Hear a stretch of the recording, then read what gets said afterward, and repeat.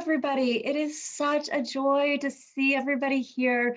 My name is Kate Anderson, and I am the director for the Center for Strategic Partnerships. I'm here with my friend and colleague, Rochelle Ali, the center team member and fearless leader of Foster Together Network, which is a group of nonprofits, funders, nonprofits, funders, folks with lived experience and government executives who exist and come together to ensure better care for kids in our foster care system. And nothing exemplifies that more than the session today.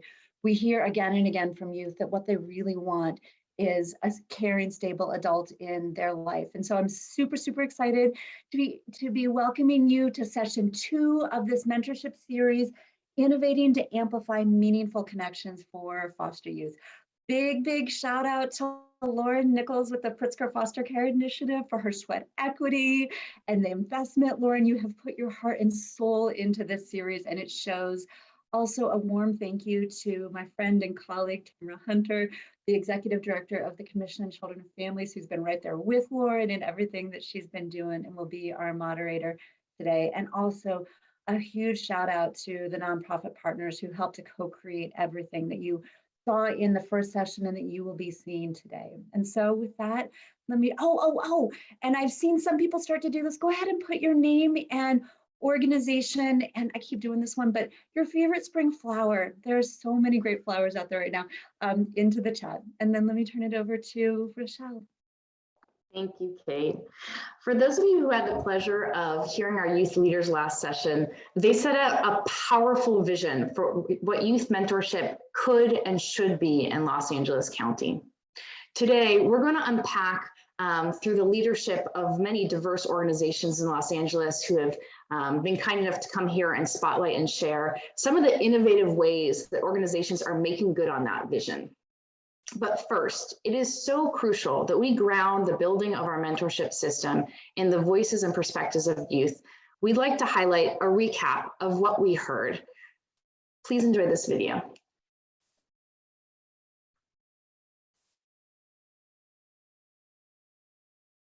Being a mentor is like being a surfer. If you can't handle and ride the wave, you're gonna get swept under. It doesn't mean that you lose the thrill or that you're not a good surfer. Sometimes that wave isn't something you prepared for. And sometimes that wave, and this is the best part to remember, waves in the ocean, right? It's always gonna be natural. It was never ever your fault that the wave was too high or that it was too low that day. And that's the same for foster youth. It's important for mentors to meet foster youth where they are. The way that we have to navigate through systems is very different than those from traditional backgrounds, you know? Seeing the youth, being there for them, but also listening to their interests and their needs and figuring out how to like accommodate that and support that and what they want to do and the goals they want to reach in whatever time frame. I feel like the number one thing you could do to like kind of like get a youth to shut down, especially a foster youth, is not hear them and then try to steer them in a different direction or to a different interest that they didn't really present to you. Somebody who's sympathetic, somebody who is going to show consistency, and it's going to be that person that I probably didn't have growing up. Holding moments with other people is something a lot of people don't take enough credit for, because it's like, that means that person didn't react. That means that person didn't not believe me. This person sat here with me in a moment where I was vulnerable and listened. It doesn't really always matter with culture or race. Sometimes I do need to have a conversation with a Black person, because the Black culture is something that certain people understand and certain people don't. And sometimes I need to speak to my white side, and that's important, or to my non-people of color side, or to an indigenous person, or to people who aren't even in my religion, because it makes a difference. And everybody has such an amazing insight and just different experiences that help me grow. When you come from a background in a community rooted and related to trauma, like, you're going to have so much self-doubt, especially in these major milestones that we navigate in our life. And so a mentor is supposed to help be that voice to calm and center you and say, like, you can do it.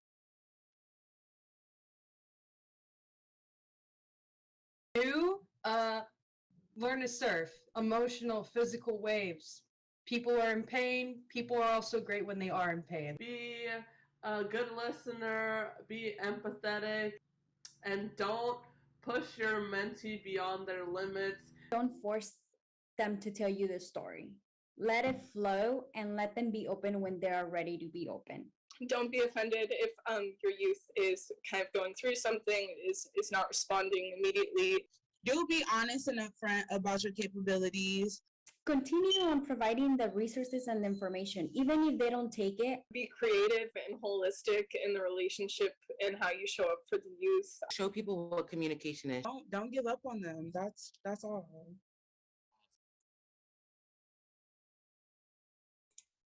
Good morning. My name is Tamara Hunter, and I am pleased to be here with you. I can think of no better way to begin this session than with the powerful grounding that we just received from that video. So with that in mind, let's dive in. The organizations that we will hear from today have each developed and implemented innovative approaches to facilitating meaningful and supportive connections for youth. Whether these relationships are called mentors, friends, or coaches, these organizations have truly centered youth voice and, importantly, youth agency in their work. So take notes, because these folk are walking the walk when it comes to best practices for creating supportive relationships in support of foster and justice-involved youth. Our first program, Forever Friends, is a mentoring initiative of the LA County Probation Department.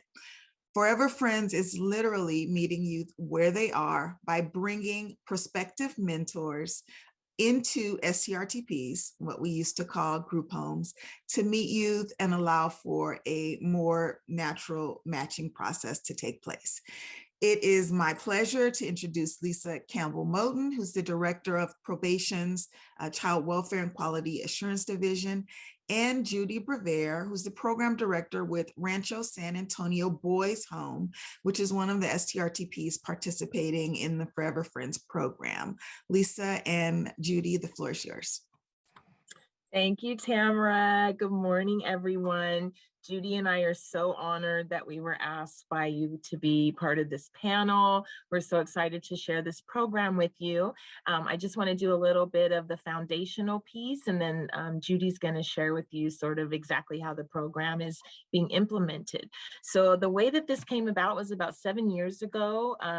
Probation Child Welfare, we had completed our very first adoption in the nation back in 2006.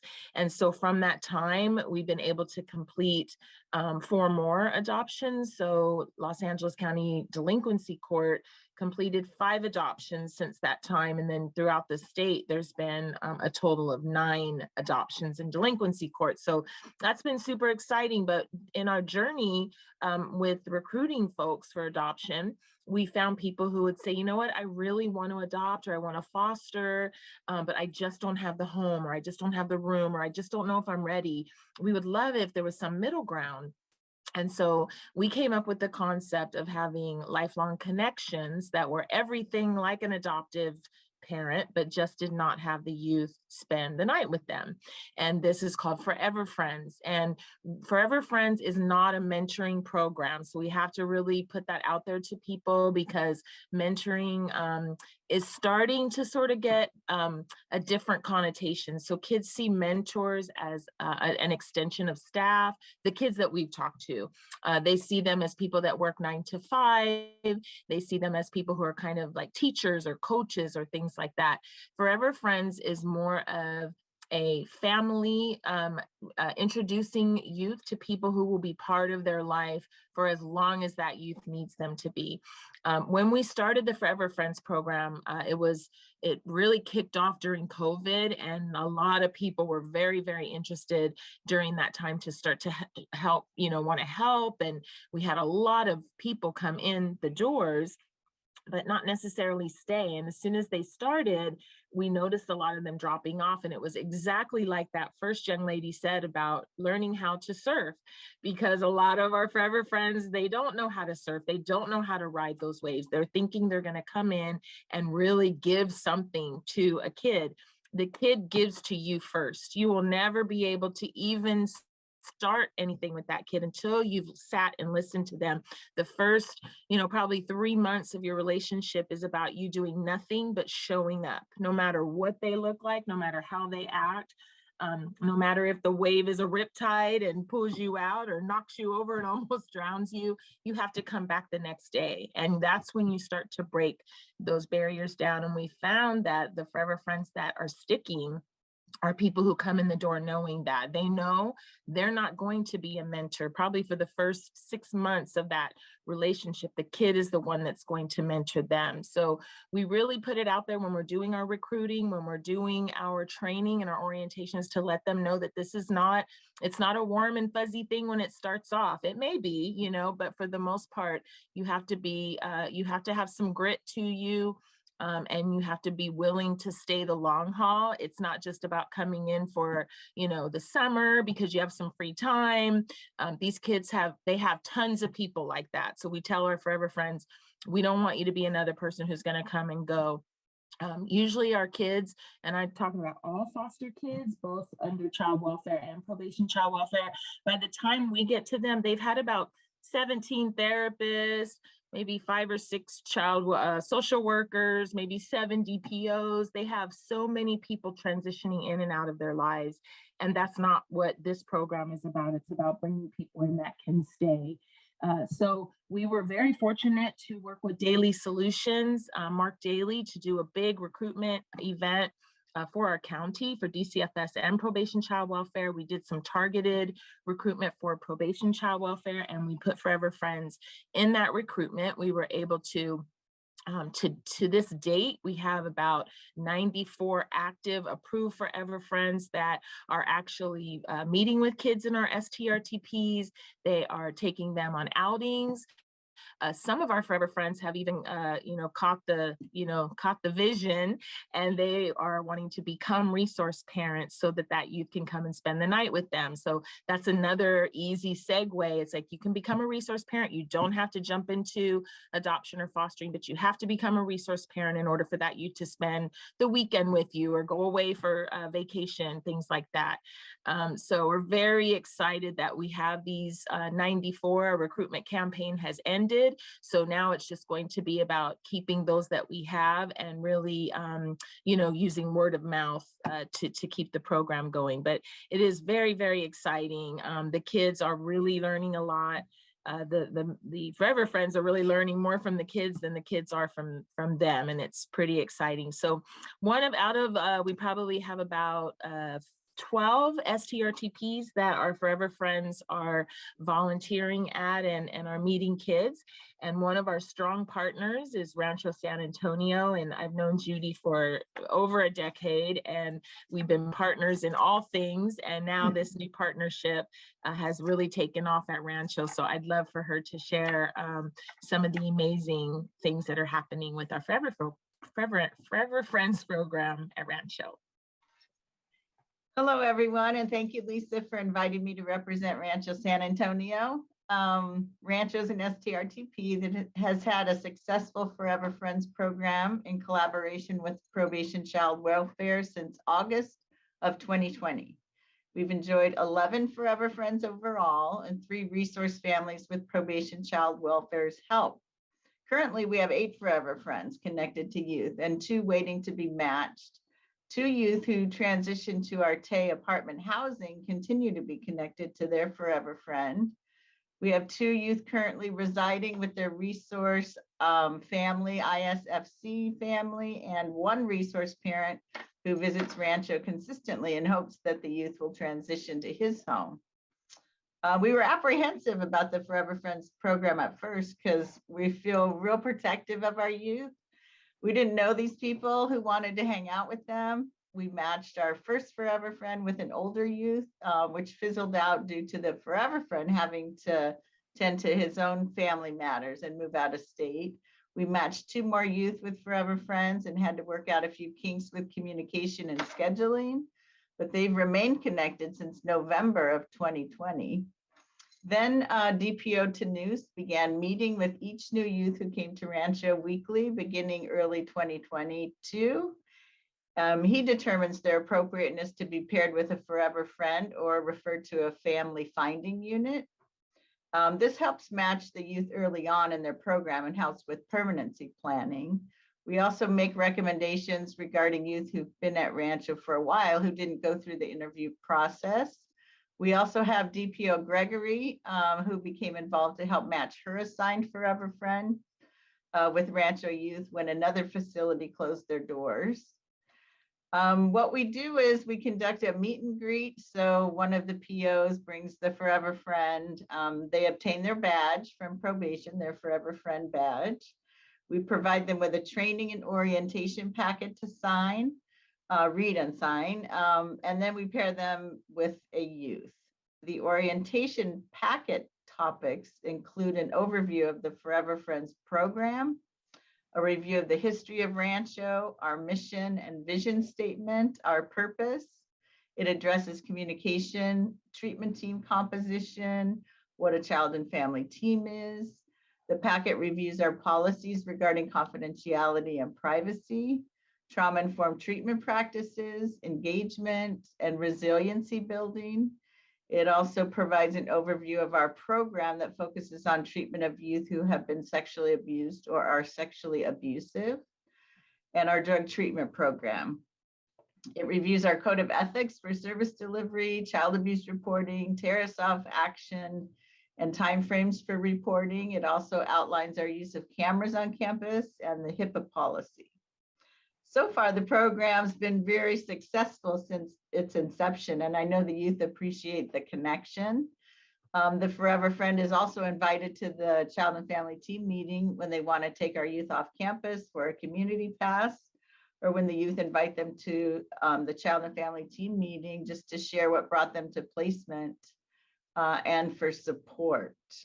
So that in a nutshell, obviously we, share a lot of our policies and procedures with them, even though it's different than someone coming to volunteer here for Rancho or for a full-time direct care staff. So we wanted to provide some training since they don't get the 40 hours that new staff do. So thank you. It's been a pleasure working with Lisa and Probation. And we also have DCFS youth who are matched with Forever Friends, not just Probation. And that's been wonderful too. So thank you. Yes, and in closing our portion of this, I just wanted to share a story with you. One of our Forever Friends was matched. She was an older white lady, and when she even came to us, she just has such a great personality. She said, I don't know what an old white woman can offer, but I'm here. I really want to make a difference. And so we said, we take everybody who loves kids.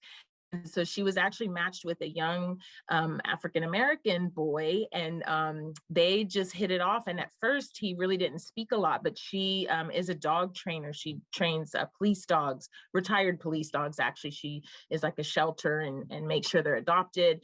And so she brought some of her dogs. And so the first several times the youth and her really didn't even talk. They just played with the dogs together. And then eventually they struck up a relationship. and he loves exotic cars. He loves like farm animals, and she has all of that. Her son like builds exotic cars. She has a horse farm, so she took him to the horse farm. He got to groom the horses and, you know, pet them, and then she actually put him in a sheep herding class, and he learned how to herd sheep. And then he actually got to do it by himself, and they took a video of him doing it, and he was just like over the moon. This kid has literally changed. And so when they found him a resource parent, he said to her, she said, how do you feel that we found a family for you? And he said, I'm sad because I'm not going to get to see you or my friends anymore. And she said, no, that's the beauty of this program. What's it called? And he said, Forever Friends. And she said, that's right, I'm your friend forever. So she literally went with him to the resource home, and he was having some adjustment problems. But because she was able to partner with the resource mom and let him know, look, if you can't get your grades up and you can't do what you're supposed to do, you're not going to be able to go see the exotic cars that we talked about. He got his grades up. She took him to see the exotic cars. He got a picture in the, it was like a Ferrari or Lamborghini or something like that. And then she actually had a photographer coming to do a shoot of her with the police dogs. And they were so attracted to him playing with these dogs that they took some pictures of him, and he wants to be a rapper. So she said, here, you can have these pictures for your album cover, you know, for your first track or whatever. So this kid is changed, and this is the whole purpose and spirit of this program. So it's super exciting. We partner with DCFS. We have a monthly meeting with all of the providers that have Forever Friends, so we can talk through issues and things that are going on and making sure we're keeping track. My team literally monitors them. They have assigned Forever Friends, so they meet with them and talk with them on a weekly basis. And then we have quarterly meetings with all of our Forever Friends, so everyone can come on the line and talk about things and share. And we're in the process of planning a red carpet event to celebrate all of those that have been with us for over a year. So it's pretty exciting stuff. And again, we just thank you for getting to be on this prestigious panel with others that are doing the same amazing work. So thank you for having us. Lisa and Judy, thank you so much for this informative presentation. Almost really an innovative approach to addressing what we all know to be a long time issue in child welfare. Are you up for a few questions? Great, yes. Thank you. That story was just so incredibly heartwarming. Someone in the chat wrote that it was giving them goosebumps. It gave me chills as well. So let's start there. I think that's a perfect segue to one of the questions that we have for you, and that is to share with us about the role of cultural competency and racial identity in the Forever Friends program. You touched on it a little bit, but can you expand briefly on that?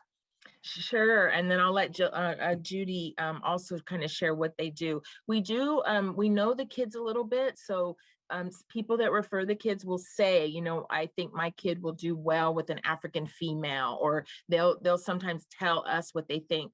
We also kind of interview the youth before we match them, and we get an idea of what they want and where they go. With some kids, like this boy, he didn't really have a father figure, so he really more gravitated toward women. And again, in this racial setup, we had no idea that he would gravitate toward this older white woman. He's a young Black boy, but they have an amazing relationship. So we also learn not to judge and not to pre-think, right, that a certain kid may not, you know, want to be with another youth. We've had Forever Friends that are from the LGBT community coming in saying, I'll take any kid, but if you have kids that are of the LGBT community, because we know what they're going through, we'd like to be matched with them. So we do a lot of that. And Judy, you can share how you do that matching process too.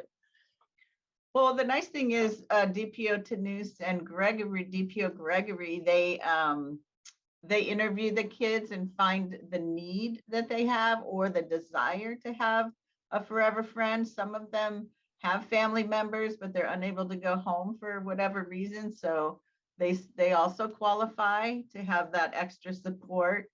The main thing we look at is, would this youth be appropriately matched with a male or a female? Because some of our kids, we have the juvenile sex offender program, and some of the boundary issues are very apparent. And so the treatment team might say, oh, please match them with a male versus a female, things like that. But overall, it's really a connection that sees no color, and it's just from the heart. So we haven't had any matches or connections that aren't successful, except if the forever friend drops out for whatever reason.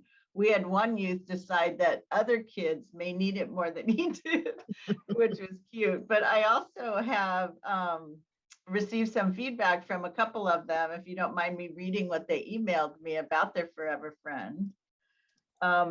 So Joseph states, I have had the best experience with my forever friend. We both have a lot of things in common. We both love arts and crafts, Harry Potter, and dogs. She introduced me to her husband, and she talks to me about her dogs and her family. We've been on outings to the movies and walked around the mall. I've expressed myself to her about my family and how I'm rebuilding a relationship with my brothers again. I always talk about how I'm doing at work. I also happily made a lot of good conversation with her husband about how he loves the weather and how he knows different places around the world and their history. The way having a forever friend has benefited me is that I've been able to express myself, not just to my family, but also to my forever friend and her husband. We have such a great connection, and I'm so thankful for my forever friend. And John states, my forever friend really helps me in my program. He helps me by calling, visiting, and he takes me on hikes. He's a great support to my program, and it's really cool to have him as a support. It was especially nice to call him if I was mad or whatever state of mind I was in. Those are just two anecdotes from a couple kids. I didn't want to take up all the time to get the feedback from all of the others, but they really enjoy the connection. And again, it's really from the heart. It's not any other reason. Yeah, thank you, Judy, for sharing some of the ways in which this program has had an impact on young people. I also understand that Forever Friends has impacted your staff. Can you share very briefly about that? How the Forever Friends have impacted our staff? Well, they're really helpful in terms of visiting with the kids, walking around campus. They attend the child family team meetings. They're just really become a part of the treatment team. They don't attend the team meetings, but when the youth invites them to the child and family team meetings and, gives permission for them to listen in on things that they share in those child family team meetings. The staff, like I said before, they were apprehensive because, who are these people? And they haven't gone through our process of hiring and interviewing, and we have to just trust. And it was a little slow to start, but now it's really been helpful. And like I said earlier too, we enjoyed 9 forever friends and 3 resource families. So that's a big deal, and the staff really appreciate it. Thank you for that. And we have time to squeeze in just one more question with a brief response to it. And our goal for this session is for folk to walk away with more knowledge than they had when they entered this virtual room. So I'm wondering if you can very briefly share with us some of the ways that you manage expectations with regards to these relationships and how you train and coach for maintaining healthy boundaries, both with youth and with friends. So I'll start that and then pass it to Judy. So as we're recruiting and there's an application process, they have to apply first, and then and actually even prior to that, when we did our recruitment events, we had major success. And again, I mentioned Mark Daly, but also Rich and his team from Raise a Child. We did amazing orientation events. And during those orientations, we do speak a lot. So we hopefully recruit the right people. We're speaking the truth there. Then they have to apply. Then they go through a criminal background clearance through probation. And then once they're all cleared, we do another training and orientation with them. And then they are required to meet with us prior to being matched. And then once we turn them over to the agency, we have DPOs that actually monitor them, check in with the kids. Also at the STRTPs, they're checking in with the kids. We have had very few occasions, but there have been where the kid did not feel comfortable or the forever friend did not feel comfortable. And then we stop that relationship and we match them elsewhere. So we do monitor them very closely. We're constantly checking in with them. They have to report back to us each week what's going on. And so there is a lot of monitoring. And then also on Judy's side, they do a lot of monitoring as well. Right. In the beginning, they're visiting just the same area where the families visit, and they're closely supervised by staff. But in the beginning, when we do the meet and greet, we give them a tour of the facility and talk about everything Rancho, and it's 30 acres. So it gives us enough time to really fill them in on and answer all the questions they have. And we love it when they have a lot of questions. To us, that's a good sign. And then again, in our orientation packet, we include, our history and all things, policies and procedures that are extremely important, like child abuse reporting and boundaries, and our sex offender treatment program and our drug treatment program. So they get an idea of why the kids are here, but they don't specifically know anything private about the youth until the youth shares that with them or invites them to a child family team. But we want them to know that, there's definitely reasons that brought them to Rancho to work a program. So yeah. And I do want to just say one last thing is that they do not go on any type of community outing alone with that youth until they have a strong relationship, strong bond, and the child and family team is monitoring this relationship to make sure that it looks safe from both angles. And the child and family team actually has to agree to starting those community outings. And they start off very slow, like maybe just an hour for a hike and come back, and then gradually grow to maybe 3 hours, lunch and a hike. But the team is constantly monitoring that. The Forever Friend has emergency contacts to call if something happens on the trip. So there is a lot of work that goes into that before they can even start having time with them alone. Great, and we've thank had you. a few occasions where the therapist, the Forever Friend, and the youth went on outings together. So like to have lunch or walk around the mall or just to hang out together and form relationships. When the youth see that, it's really important and Great. wonderful. So Thank you. Thanks, Judy. And thank you, Lisa. Those guardrails, having those guardrails in place is so important. Thank you again for sharing with us and being a part of this segment. Although our time together now is ending, you will participate in the Q&A session that will be a part of the second half of this session. So you'll be back with us soon. Again, many thanks. Thank you, Tamara. So we have all heard the adage, it takes a village to raise a child. The next organization that we'll hear from, Peace for Kids, flips the script on that adage with their belief that it takes a child or a youth to lead the village. And this belief is exemplified in every aspect of the organization's operations and the ways in which they facilitate supportive and meaningful relationships for young people. I have the privilege of working very closely with Peace for Kids co-founder and executive director, Zaid Gayle. So believe me when I say that he's the real deal. And today he is joined by Shonda Jones, who became a mentor through Peace for Kids. Shonda and Zaid, the floor is yours. Well, thank you for that very thoughtful and generous introduction, Tamara. I greatly appreciate you and appreciate the opportunity to be here to share a little bit more about the Peace for Kids model and what we do. And similar to what happened earlier today, we strongly believe in the idea of grounding our work through the youth voice. And so I'm so grateful for the organizers of this event that that's how we started. We want to start our conversation in the very same way. So I'm going to have a video shown that is the voice of Alexis, which is Shonda Jones' mentee. So we get the opportunity to hear from the young person about how this relationship has impacted her life.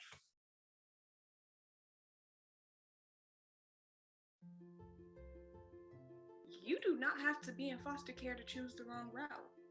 So I didn't choose the right route because I lost my parents. I didn't choose the wrong route because I lost my parents. I chose the route that was best for me. And I think that is something I really want people to change about this narrative, that because you are in foster care and come from a non-traditional home, that you are destined to choose the wrong route. Christmas of 8 years old, I went into care with my grandmother. It was untraditional in that I never had to be physically removed from my home, but my parents were no longer able to care for me and my brothers. I was seeing my friends have parents, and I only ever had my grandma. And so I was always being questioned. I kind of had to develop a way to tell my story without ever really telling it. My grandmother has a psychology background, so she was trying to fix us. So she introduced us to Peace for Kids. I started Peace for Kids when I was 9, clinging only to my brothers. They kind of pushed me away eventually. They're like, yo, go do you. Like, you need to find something to do. And so, you know, like I did a scrapbooking class. I did a photography class. They had some people come in and do like makeup and hair one day. And like, there was so many opportunities to learn different things in that organization to get you outside of what you were learning growing up. But the biggest part about Peace for Kids is when I was 9, going on 10, I met Shonda McFarland, and they said, this person wants to be your mentor. And I said, okay. And she's stuck. She's stuck. She's here. She's my family. She's the mom that God gave me, and I'm the child that God gave her. We choose each other every single day. She's taught me so much. She took me on my college tour. She had a roommate that was a stylist when I first met her, and that was the first person I ever knew that styled. And then that's when I was like, okay, I could be a stylist. My mom was always really creative and into fashion. So when I lost her, I needed a way to feel like I still had a piece of her. So at times where I felt like I was missing my mom the most, I would play in her clothes that I had. As I got to college, and I developed new friends, and they thought they knew me. Until one day, a girl said to me, maybe when we move in together, we'll really get to know you. And I thought in my head, no, you're not. I was in my room. Every emotion I ever felt, I felt by myself. So I created my room. My room became what I would call my sanctuary. I was supported when I went to Arizona. All of that is a byproduct of going to Peace for Kids. I wasn't going to be able to finish so many times if Peace for Kids was not going to answer the phone. I am now considering myself a stylist. I've taught some fashion classes, both at Peace for Kids and outside of Peace for Kids. I run a fashion blog where I give tips and tricks on, daily style. And then I also run a nonprofit organization with one of my best friends called Style LA. Our goal is to kind of foster creativity in our communities in ways that would impact change. Now, I feel like I am more prone to share more because 9-year-old Alexis couldn't have imagined who she is today. Like, I was just praying for her to show up. So I think a part of me knowing who I want to be and who I am today means to let go of some of my old habits. And secrecy is one of them.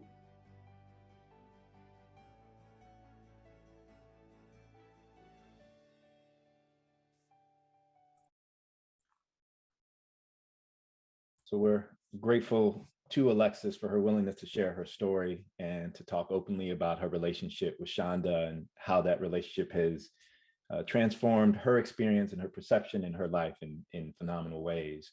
And when we started our mentoring program, we had a very rigorous kind of onboarding process.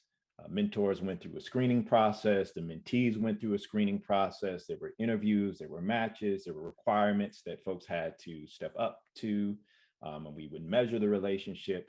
We had a person in place that would manage all of those relationships. I would come in, and engage. We had a marriage and family therapist who was on staff who would support. So we had all these people in place. And what we found was that so many of those relationships weren't going the way that we wanted them to.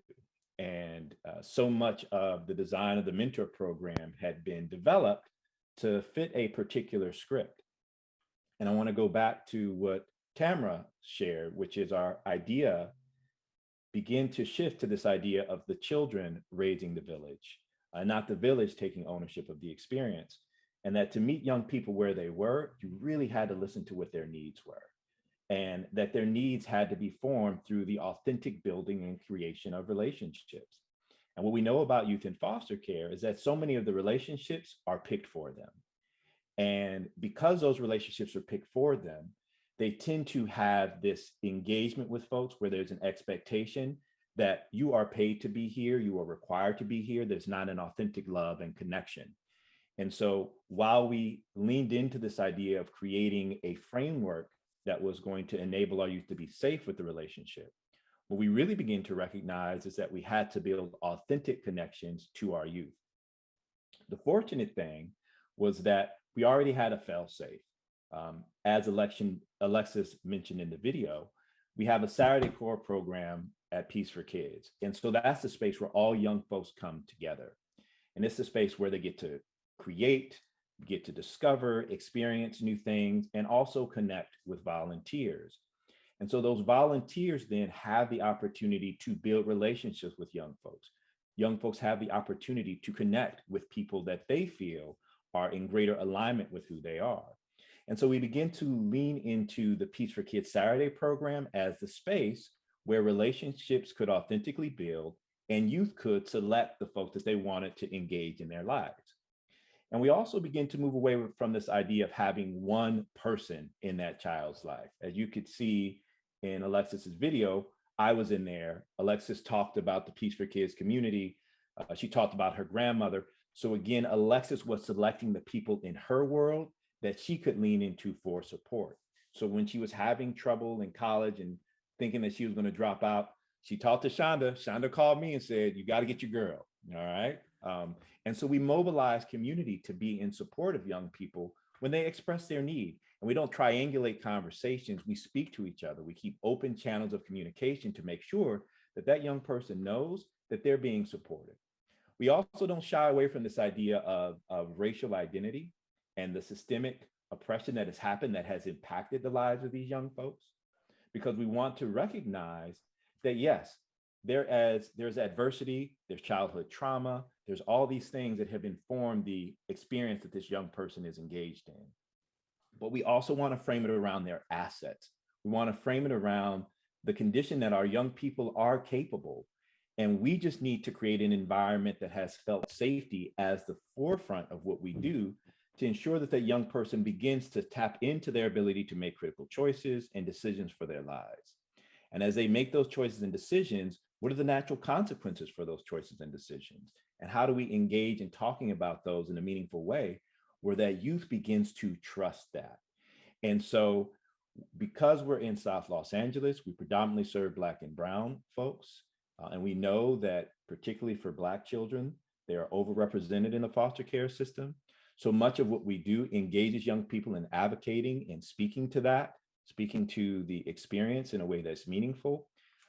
And we use evidence-based practices to ensure that we're moving them forward. So there's a lot of mindfulness that we engage in through the Peace for Kids environment. There's a lot of teaching of how to manage your own experience through breath work, through meditation, through visioning. And those things are important because we want our young folks to have tools when we're not around, so that they can tap into their own experience and make decisions that are critical for their own growth and development. So when Alexis talked about secrecy, it's important for her to recognize that that's an area of growth for her. And we then continue to mobilize and check in with Alexis on, okay, what are you doing? I haven't heard from you. you've got some things that you're kind of keeping from the community, we're going to encourage you to open up. So keeping a level of accountability is also something that's been very valuable in the framing and the creating of our mentorship relationships.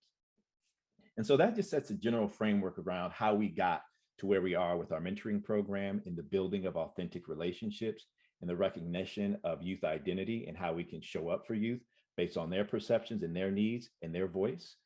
And the other thing that I want to, just encourage folks to remember as you're engaging in your mentoring programs is that innovation sits on the edge of failure. And so much of innovating in a program means that you'll have some experimentation and that you will fail. And so one thing that we really believe in Peace for Kids is if we can be 60% right, with the 40%, we rupture and we repair. We acknowledge our mistakes. We acknowledge that we're part of the human condition and we're not going to get it right all the time. And what we've discovered is that youth really appreciate that. They really appreciate the fact that we are humanizing our experience and recognizing that they have the potential to make a mistake and to correct that mistake, and that we're learning and discovering together. And so those have been some of the most beautiful aspects of the program and how we've been able to move it forward in a dynamic way. And so now I'd love to pass it over to Shonda so she can speak a little bit more about her experience in creating this relationship with Alexis and what it's meant to her. Sure. Thank you for having me this morning. My Alexis is what I like to call her. I met Alexis, as she said, when she was 9 years old. And my intention was not originally to become a mentor necessarily, not that I was opposed to it, but I found Peace for Kids, honestly, somewhat out of my own pain. I didn't know my father growing up. I have a wonderful family, but that was a piece that was missing in me. And I remember when I looked for Peace for Kids, I was thinking, okay, if I have these issues to work through and just missing one parent, what is it like for children who don't have parents at all? And so I found Peace for Kids, just thought the program was wonderful. And from what I read, and just met Zaid, he was awesome. Marnie, who was also his partner at the time. And they just were just very open and just, allowed us to kind of come in where we were, see the kids where they were, and just to kind of let things flow naturally. So basically, once I got there, soon after I got there, there was a trip. Every summer they would do trips for the kids. If the kids had done well during the course of the year, then they would earn the opportunity to go to, whether it's Big Bear or Catalina, what have you. And so I was on this trip, and the funny thing was, I have to tell this part of the story. So at the time I was single, I was probably in my mid-30s, and I knew I was going on this trip, but I kind of stayed out late the night before. So we're going on a school bus, and I'm like, okay, well, I know I'm gonna be with kids all weekend. I got to get ready, got to be amped and up, but I needed a little bit of sleep. I need a couple of Z's. So I was like, okay, I'm gonna sleep on the way up to Big Bear. And so I get on the bus is full, but because the kids don't really know me that well yet, because I wasn't a volunteer, no one was sitting with me, which at the time was fine with me. I was like, okay, because I need to get a couple of Z's. So I get on the bus, I get my seat, and then the last person to get on the bus was Alexis. And so she looks around, and then she sees me, and then she's like, can I sit with you? I was like, sure. I'm still thinking, this little girl doesn't know me, so she's probably not going to talk to me. I'll be able to go to sleep, and I'll be good by the time we get there. Alexis talked my ear off from the time she got on that bus to the time we got to Big Bear. It also ended up that I was her counselor. I was in her cabin, basically. And so over that time, we got to know each other, and just immediately, definitely from the bus ride up, I could just tell she was special. As you saw in the video, she just had that sense of purpose, just very confident. And she had that at 9, and I saw it. And it was just a pleasure to get to know her on that trip. And so by the time the trip was over, I went to Zaid, and I was like, that little girl over there, that one, I want to be her mentor. And again, I hadn't even planned on being her mentor, but it was just so natural. And we talk about it now. We feel like we met each other at a time in our lives when we both needed each other. It definitely was not just about what I could do for Alexis. She helped me in so many ways. As I said at the time, I was in my mid-30s. I had always wanted to be married and have children. And at the time that just hadn't happened. And I had a lot of love to give. And Alexis just came into my life at the right time. And when I met her, she also, I could tell she needed that kind of parental love. You know what I'm saying? Not that she didn't have it. Her grandmother, Miss Ardell, wonderful woman, her parents, wonderful people, but they couldn't be there at the time. And so she needed that. And it was just a wonderful opportunity for us to be able to kind of come together and get to know each other. And 16 years later, we're still here. She's 25 now, she's grown, but yeah, she's still my Alexis.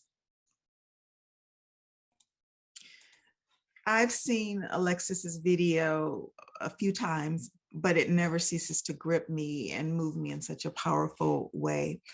Shonda, you often talk about how much Alexis, how much you've learned from her. Will you share with us some of what she's taught you? She's definitely taught me just about resilience. Just, you know, the situation at the time that she and her brothers were in, and just pushing forward, like academically, you know, her grades, she always did well. And I understand that's not necessarily the case for all children, but she was able to kind of take whatever was going on around her and pour herself into her academics, just creatively, you know, just whatever it was that she wanted to do, she did not allow her situation to stop her. And so that was a lesson for me, for sure. And just forgiveness, you know, she definitely has taught me about forgiveness as well. And just moving forward and, you know, trying to make the best of the situation. Beautiful. Zaid, one of the reasons that we invited you to be a part of this session is due to the Peace for Kids philosophy on what it means to serve young people who've been impacted by systems. Will you very briefly share the Peace for Kids philosophy on harm and also what you mean by creating a sense of felt safety for those who may not be familiar with that concept? I appreciate that question, Tamara. And I think it's important to give an operational definition of felt safety. And when I was speaking about the fact that we're dealing with children who've experienced adversity, we have to recognize that ACEs play a role in the experience that our children are having. And so it's incumbent upon us to create environments in which we're not exacerbating that harm because of our own behaviors, and not knowing it's not an excuse for furthering harm. So one of the things that's really critical is ensuring that we have the knowledge and awareness of regulating ourselves so we can create a safe environment for children to feel safe. Now, when I talk about feeling safe, I'm talking about the physiological response that you have when you walk into an environment. Everybody's been into a new space, right? When you go into a new space, you scan, you maybe look for people that look familiar to you, or you look for an environment where you might be able to go into a corner and feel safe, or do something that is meaningful for you that makes you feel protected. That is a physiological response to a new experience that our bodies engage in. So we recognize that our young people do that, and they have been doing that consistently. So felt safety requires 4 things. The first thing is we want our children to feel as though they are physically safe in the environment. So the environment has to be protective for them. Children also have to know that they belong. And so we talk openly about the fact that we're in a space where all the young folks have had some lived experience in foster care. And then the third thing is about them knowing that they're liked. They have to know that people like them, that people are invested and interested in those young folks. And when those 3 things are present, then our youth can authentically be themselves. And so that is the goal of creating an environment that has felt safety, that the people around are regulated and know themselves well enough, know that the experiences that our children have had have put them in places where they may be dysregulated and need some guidance, and that our job is to be consistent in our approach and honoring where they are so that they can fully embrace and be who they're meant to be. Thank you for that. I'll squeeze in one final question for you, Shonda. What advice would you give to someone interested in being a mentor? one of the things that I was thinking about is that, like, for instance, excuse me, with Alexis, I wanted to make sure that she knew I was not trying to be her parent or take her parent's place per se, but that I wanted to provide that the consistency of a parent and that she could always, depend on me to be there and provide guidance, whatever it was she needed. But to not, feel like I was overstepping my bounds, so to speak, with her. So that's one thing I would say, just, let them kind of place you where they want you in their lives. And I also want to say, just in terms of with Alexis and I, the mentor-mentee relationship, we kind of outgrew that, which is so funny. And one day we were just like, let's just be godmom, goddaughter. And she was like, okay, yeah, let's do that. Because she would look at me crazy every time I had to tell somebody she was my mentee or she had to tell someone that I was her mentor. So now that's my goddaughter and I'm her godmother. And I definitely believe God brought us together. So Beautiful. Thank you so much for being with us and sharing your wisdom. We will see you both again during the Q&A portion of this session. And it's time to move on to our final organization. And so last, but certainly not least, we have the Just in Time team. Just in Time is a nonprofit based in San Diego County of California. And they've created a unique, very innovative model called the Coach Approach. Coach Approach, you'll hear a little bit more about this, but it's essentially designed to empower young people through the implementation of a non-hierarchical framework that fosters the meaningful connections that we've been discussing throughout this session. We have with us today Don Wells, who is the Just in Time Chief Empowerment Officer, and I love that title. And we also have Irving Chavez, who is a former Just in Time program participant. So he was a mentee, and now he's the current Youth Services Director for the organization.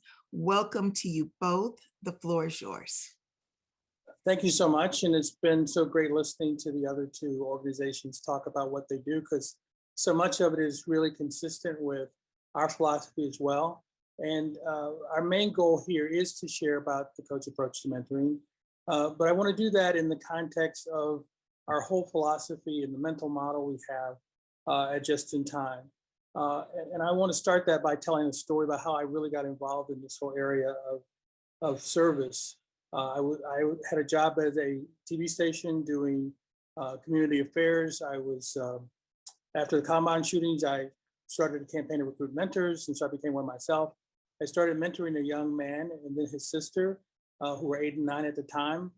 And within about 6 months, they went into the foster care system. And so I committed that I was going to stay connected in their lives. And at about 3 years into our relationship, the young woman that I was mentoring, she was at my house. We were watching Shrek for the 13th time because she was 11 and she liked Shrek. But she turned to me in the middle of that movie and she said to me, "Why are you still here?" Because at 3 years, I was in her life longer consistently than anybody else had been in her life. And I thought to myself, no young person should be asking the adults in their life why they're still there. And that's the sensibility I brought to me to Just in Time when I became the executive director back in 2010. And we believe that of all the gaps we're trying to help young people with, we serve youth from 18 until they turn 27, coming out of the foster care system. And they have all kinds of gaps in resources that we try to provide. But we believe the biggest gap that exists for them is connection, because they have disconnection from their biological families. Originally, they remain disconnected when they're in the foster care system. When they come out of the foster care system, they're still disconnected. And people don't do well when they're disconnected. No matter how many other resources you give them, there's not a sense of belonging and a sense that somebody cares about me consistently. They're not going to do well. So Just in Time is built on connection. We offer things like, we're going to help you get your driver's license.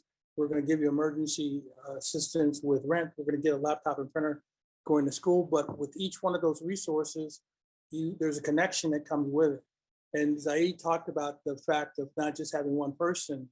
Our philosophy is that you're part of this community and you're going to find the connections that work for you in this community by doing different things, going to get the resources that you know you need. Because when you first come, you're not even trusting that those consistent connections are possible. But once you come to Just in Time, you'll find these people who are there to try to, again, meet you where you are. And a coach approach, we'll talk more about that. But those connections are what we have. Our aim is to create those so that somebody who starts with us at 18, once they turn 27, they have multiple people that they're connected to, volunteer staff members. And our also one of our goals is that we have staff, including Irving as a great example, who lead our organization. Over half of our staff are former foster youth, and they're directors of operation. They're in our marketing department. They're in our tracking organization, part of our organization. So throughout our organization, the voice of young people who were impacted by foster care are the basis for us creating every service that we have and every resource we offer. And we don't have programs, we have services and resources, because in our mind, program is something that you put people into, just like a system, but services and resources are things that you offer to meet the needs of the people who tell you what they need to move forward. And one last thing before I go to Irving and allow him to share a little bit is, our thing is a little bit of the combination of it takes a village and teaching a person to fish. We think that you don't just teach the person how to fish, you make them part of a fishing village, and then everything is going to be great going forward.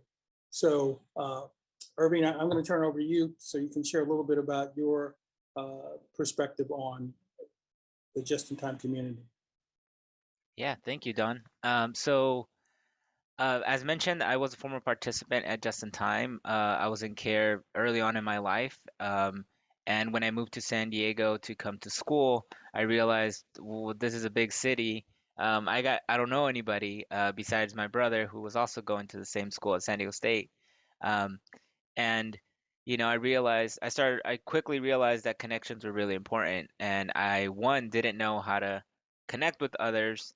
And when I did, to the point that Don made, I didn't know how well to trust others and what their intentions were, because every experience that I've had with any adult figure or any mentor or anybody like that had been either transient, so very quickly, or there was always something that I realized, well, that's not what I want in my life. So when I first came to Just in Time, I came just to receive a laptop, a printer, but I got so much more. I now have a community of volunteer coaches that spend their time because they want to be around me. And that on its own is such a weird concept for somebody that has experienced non-consistency.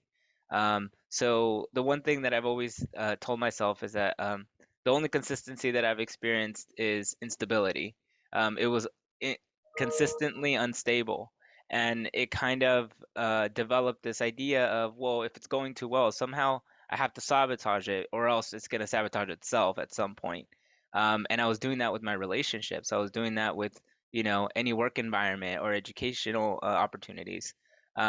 So when I shifted that perspective, and it's like, well, it's my responsibility now as an adult, to create these healthy relationships, to nurture these relationships, and also allow others to nurture me, which was a huge shift in perspective. So once that occurred, I now have coaches that I've known for about 4 or 5 years, longest relationships I've ever had. And one of the strongest relationships that I built was with a financial advisor. So one of my struggles in life was financial literacy and just money management. Money was a source of anxiety for me. So even talking about it was very uncomfortable.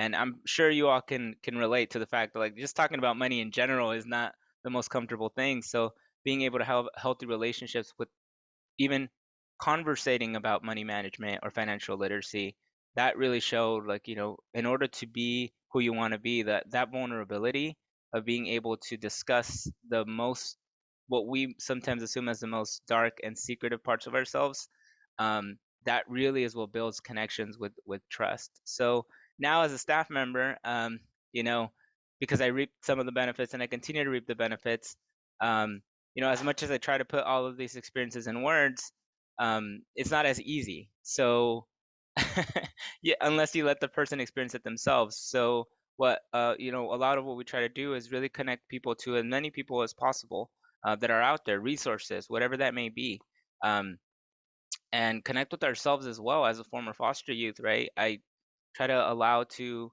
communicate accordingly to the person in front of me that wants to receive our services, because they're adults and we're treating them as adults.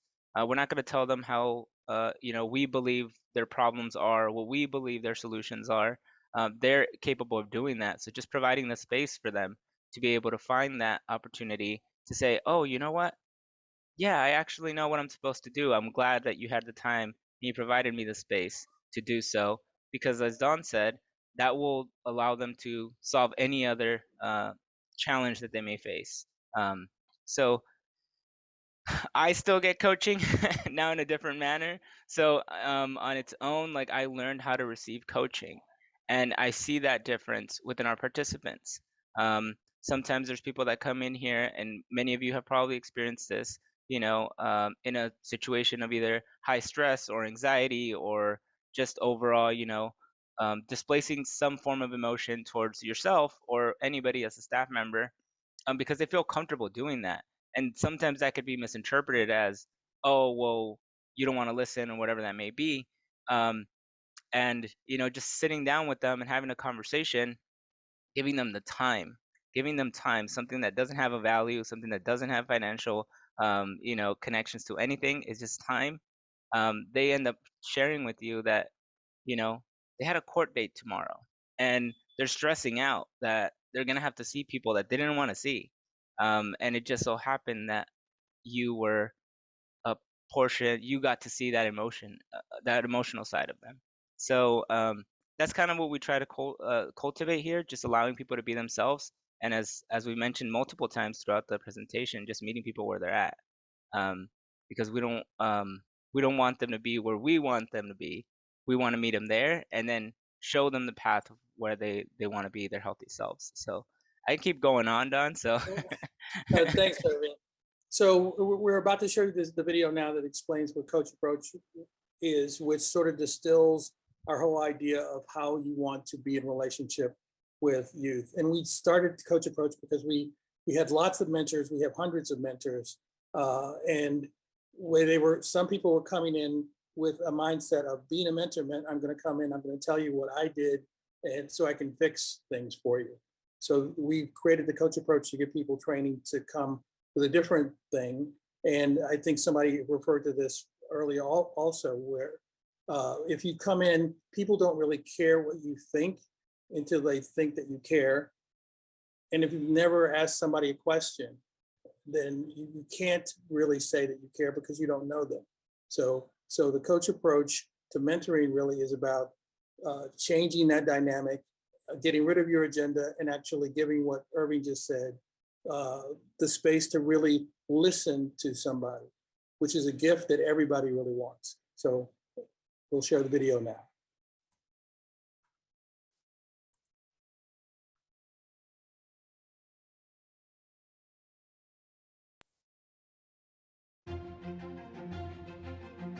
Some people mentor as if the person they seek to help is a blank slate to be filled up with the answers the mentor has learned.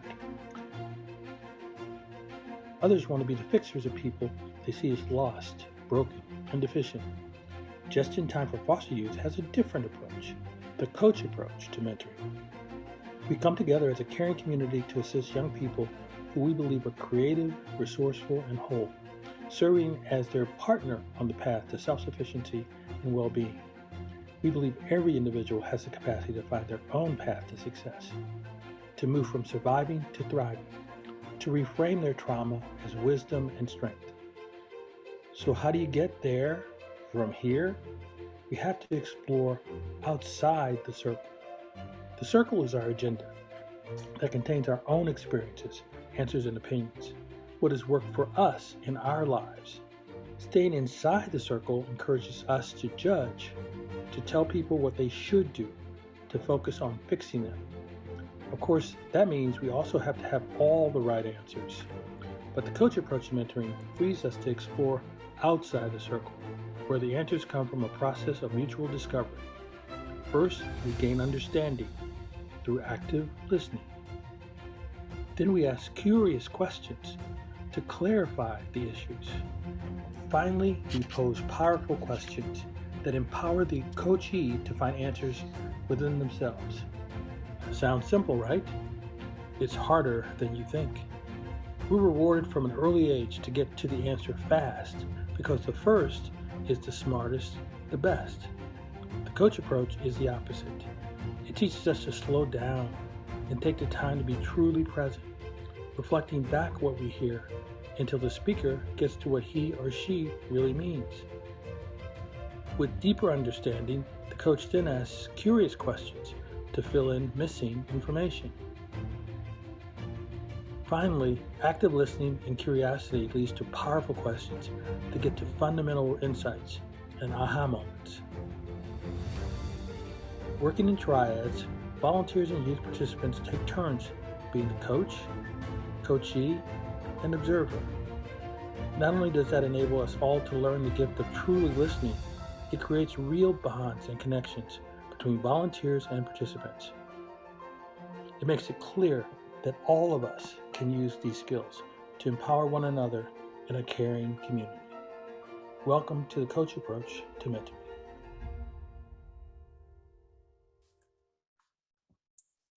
So as you can see, the coach approach to mentoring is a process where we also include the participants in that training. So we could get in the triads, and so at one point the participant is a coachee and a volunteer is a coach, and then there's a third person who might be a participant or a staff member, and then they switch roles. So at some point, the participant is the coach, and they're listening to the volunteer talk about some issue that they have in their life.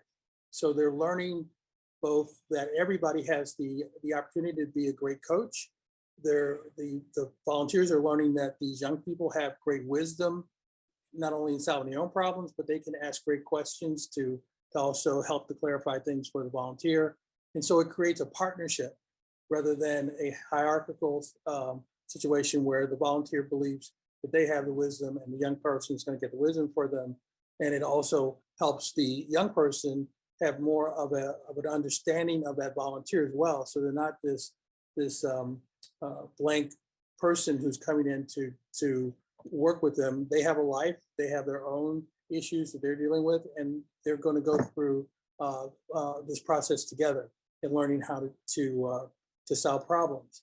And as Irving said, what it does also is it lets the volunteer know that trying to fix problems is not really helpful for the young person.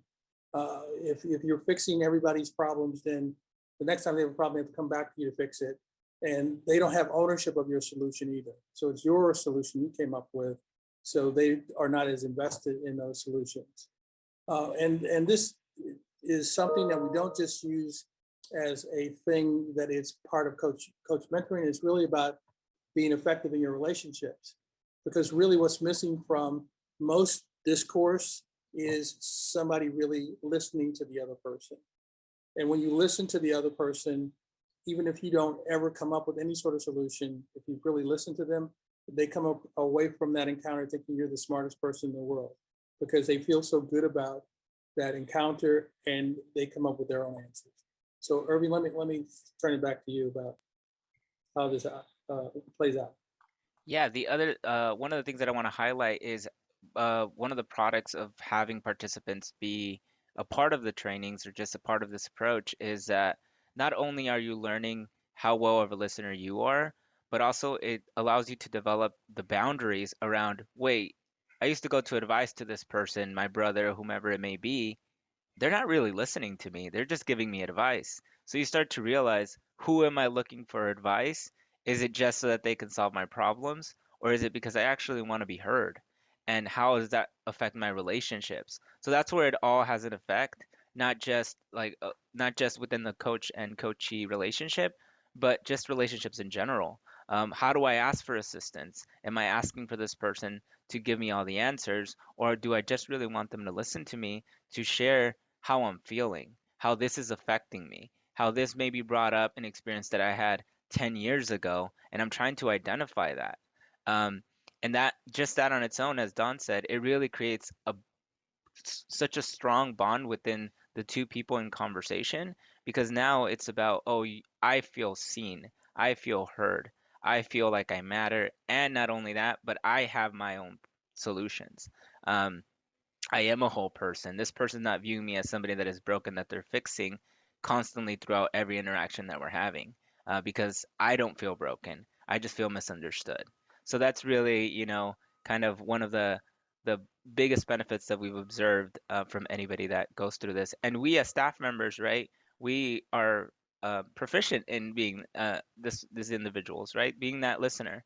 Um, because we might be the first person that they're interacting with that is not a social worker, that is not anybody that they've had, a negative relationship with, regardless if that person's actually a negative individual or not. It's just the experience that they had. So we try to emulate that in every interaction that we have, whether it be a phone call, an email, however that is, it's first participant first. Thank you, Irving. We are at time for this segment, but I want to squeeze in one final question and ask for a really brief response, because one of the most innovative aspects of the coach approach model is your use of multiple coaches for one youth. Can you really briefly tell us why this is such an integral component of the model, and also how you manage it logistically? Well, I think it's an integral part, because I think this was referred to before. If you give a person one coach, then if something happens, then that's like a rope they're hanging on to, and now they're back at square one. If they have multiple people, that's more like a net. And I like to say that also you can't necessarily make the same connections with that one person. So I always use the example of, I had an uncle when I was growing up who helped me buy my first car. So he was really good at that. He was terrible at relationships, so I couldn't go to him for relationship advice. He'd been married and divorced from the same person 3 times. So I had to go to somebody else for that. So the more coaches you have, the more people you have that you can connect with on different levels. And we have coaches, again, who start out with somebody when they're 18 as a financial advisor, then they're at their wedding when they get married, and they help them buy a house when they were ready to buy their house. Those relationships last that long, but they have multiple relationships that are on different levels. Thank you for that. I'm going to wrap this segment. I just want to say that your philosophy on teaching young people to fish is really powerful, and it's commendable. I thank you for being with us, for being a part of this panel and allowing us to learn more about the important work that you are leading. I extend this gratitude to both Forever Friends and Peace for Kids. Although my time with you is up, we do have some time for a Q&A session with the audience.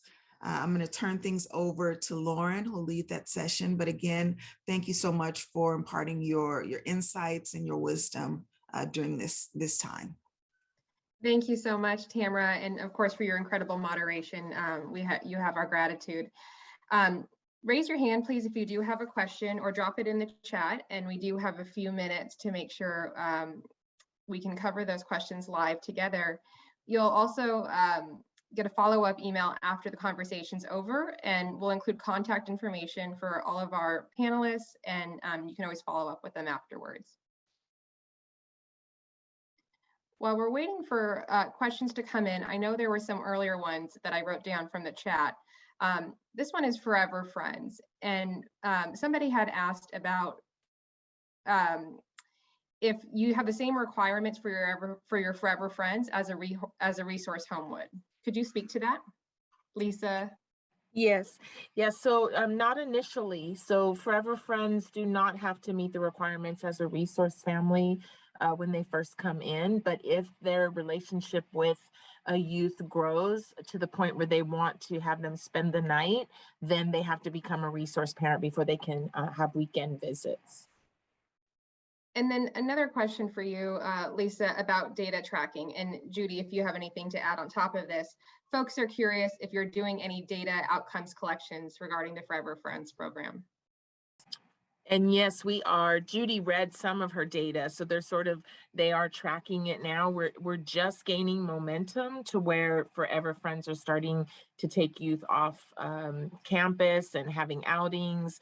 And then we've had maybe 2 Forever Friends become resource parents, but we have not yet had any youth spend the night. So as our data grows, we are definitely tracking everything. And so Judy, are you guys tracking more than that? We're not officially tracking. I just have my notes and keep track of who's matched with who and who's like we had a Forever Friend follow a youth when he went home, but then ghosted the Forever Friend.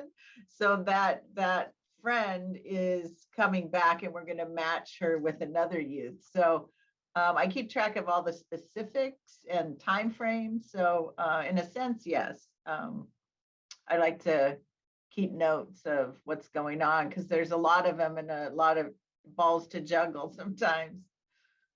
Thank you, Judy and Lisa. Nancy Harris, I see your hand up. Go ahead, please. Thank you. Yes, I have a question for Don, and I guess it could be for any of the team. But again, it's around data collection and outcomes. And Don, I'll start with you first. What are your measurements and how do you go about doing that if you are doing that? Well, thanks for asking. So when I became the executive director, I looked for ways to be sustainable. And the definition I really settled on was if you can provide measurable benefit to the community, you will get the support you need. So we measure and track everything that we do. Every one of our resources and services has intended impacts that we measure over time. And we also just to let you know, 2 years ago, we did a LIFT survey, which stands for Lasting Impact Fulfillment Tracking, where we talked to our past participants who are 27 and over to find out what they were doing with their education, employment, financial stability, relationships, housing, to see where they were. And we asked them the question of whether they thought they had broken the cycle of foster care. 91% of them said that they did. But we track from the time somebody comes to us past the time that they go off into their life after 27. Thank you. Thank you so much. And we have time for another question if there are any. Otherwise, we do have a couple more things that we want to cover. So last call for hands for any questions. All right, well, clearly these brief overviews of these incredible organizations were not enough, and there's so much more that we could talk about with each of our panelists, frankly. During the course of our planning, there were a couple of ideas that we had for future programming, and we wanted to ask the audience with us today to gauge interest in some of these ideas. And so we're gonna launch a poll in a moment, and let us know, you can select multiple options, what type of programming you'd like to see in the future related to foster youth mentoring. So you're seeing the poll pop up on your screen now, but one of the options is a master class led by Zaid, Gayle from Peace for Kids about how to create mentoring, really lifting up the philosophy, community as family that Peace for Kids has in everything that it does. A training with Just in Time on their unique coach approach model, and then a follow-up mentoring conversation looking specifically at workforce development, career preparation for foster youth. And certainly if all of these are interesting to you, click on all of them or click the ones that you're most interested in. We'll leave it up for a few minutes and this will help inform our planning for the future.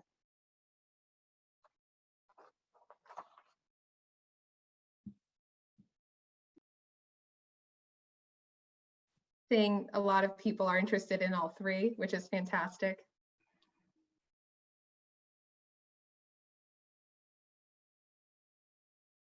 Great, so continue to fill out the poll if you haven't done so yet, it'll be up. But with no further ado, I do want to invite our next speaker to join us. We're so lucky to have, and it's my true honor to introduce Dr. D'Artagnan Scorza. Dr. D'Artagnan Scorza is the inaugural Executive Director of Racial Equity for Los Angeles County and leader of the Anti-Racism, Diversity, Inclusion, RD Initiative. Dr. Scorza will provide some closing reflections on today's conversation, and the floor is yours, Dr. Scorza. Go ahead. Thank you so much, Lauren. And folks, it's such an incredible pleasure to be here with all of you today. When we're talking about mentorship and when we're talking about pouring into the lives of others, not only is it an incredible privilege and honor to be in that role, but it's also an opportunity for us to learn and deepen our understanding of ourselves.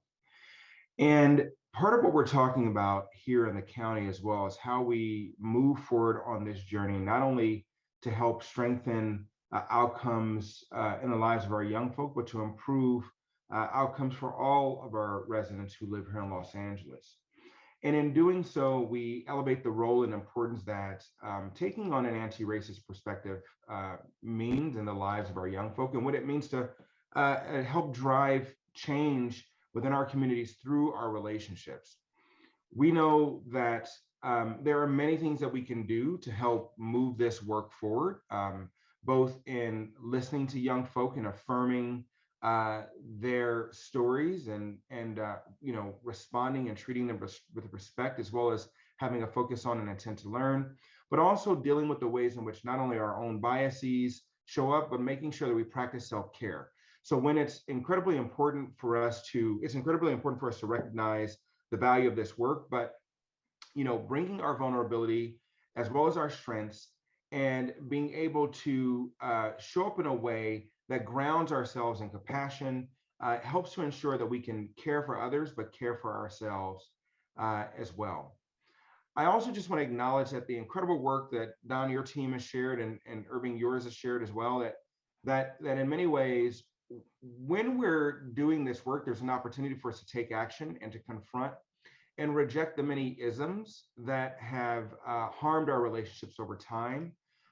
It also allows us to not only practice allyship, which is really sort of an active and lifelong effort to unlearn and reevaluate our position of privilege and power, but it also, in practicing allyship, encourages us to act in solidarity with groups that have been historically and traditionally marginalized, as well as develop efforts to create more equitable environments for all people. And so in reflecting upon today's conversation, I just want to thank you all so much for your incredible leadership, and to continue to call upon us to recognize the importance of focusing on the change that's needed in our communities, but the importance of not only just building people up for the benefit of their growth and development, but to build them up so that we have the power to change our environments, right?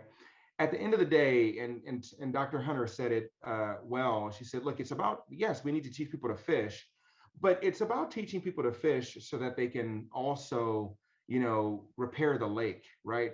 Fix the lack of fish in the lake so that they can, improve the water flow, right? Like the idea here is that we need to pour into folk and be poured in ourselves, but power and understanding the relationship and importance of power in these dynamics is incredibly important, because if the very conditions that have created the outcomes that we see in our lives persist, then no amount of mentoring will solve the challenges our communities are facing.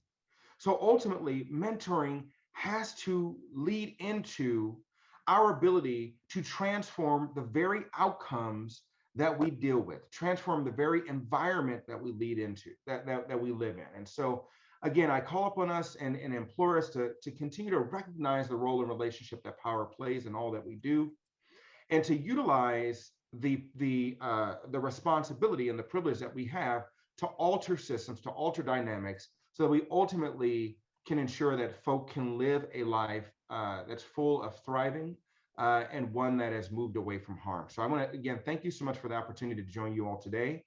And I turn it back over to you, Lauren and Dr. Hunt. I appreciate it, Dr. Scorza, those thoughtful remarks and thinking about how mentorship can be part of how we think about addressing racial injustice and looking towards equity.